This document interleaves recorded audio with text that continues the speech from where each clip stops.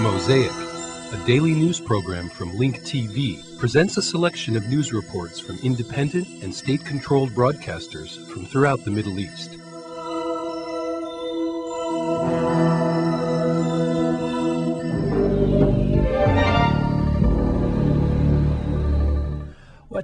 Syrians are anticipating President Assad's speech tomorrow in front of the parliament after a long silence regarding the future of Syria's relationship with the international community. The crisis over withdrawing Syrian forces from Lebanon has weighed heavy on Syrian citizens. The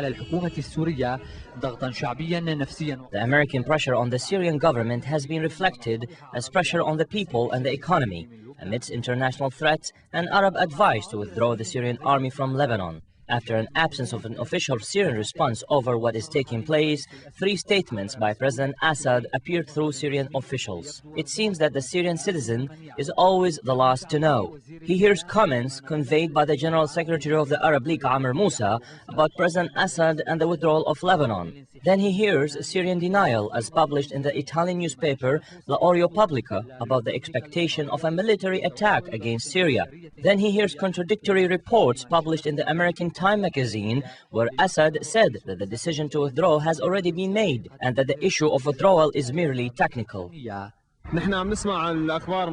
We are hearing news from newspapers and on television, but we don't know what is going to happen to us. We aren't hearing from our officials what will happen to us. We don't know what is happening in the Syrian-Lebanese crisis. I don't know. There are American pressures, European pressures, and Arab advisories. Not one Syrian official came out to speak about what is happening, not on the movements, not on anything.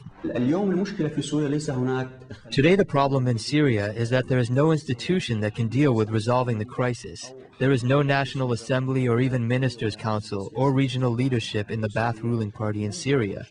The ruling party did not hold any meetings to make decisions to confront the implications on Syria about the assassination of Prime Minister Rafiq Hariri. Thus, everyone is giving their own opinion.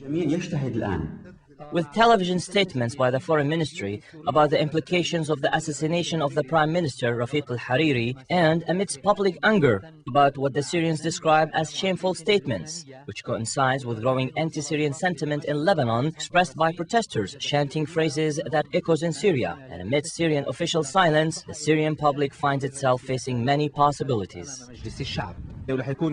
I think the withdrawal will gradually happen over 1 month. What is demanded today is to achieve more communication between the government broadcasters and Syrian media with the Syrian public. However, with the Syrian media, its weakness and the backwardness that we are living in, I don't think that it is at a level that can keep up with what is happening on the Syrian streets.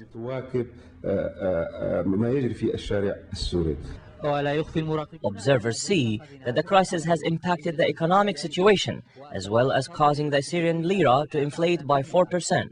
Syrians are facing all these pressures while trying to put out the fire of a crisis that has become international. The Syrian public is waiting to hear what will be said about this crisis during President Assad's speech tomorrow, taking into consideration the political changes that took place in neighboring regimes. One can understand why the Syrian government fears that if its military should exit from Lebanon, other enemy forces may replace them there. توفيق يازجي, Abu Dhabi Television, Damascus. إلى ملف آخر من ملفات المدار.